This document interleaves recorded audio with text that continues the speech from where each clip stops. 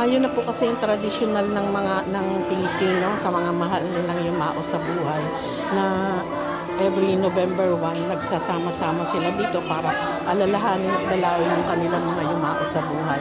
Nag-aalay sila ng kung anong makakayanan nilang ialay. Yan na po yung tradisyonal ng Pilipino.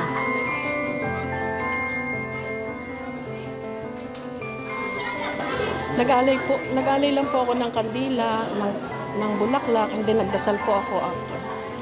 Inialay ko po sa taas yung kanilang kapayapaan ng kanilang kaluluwa.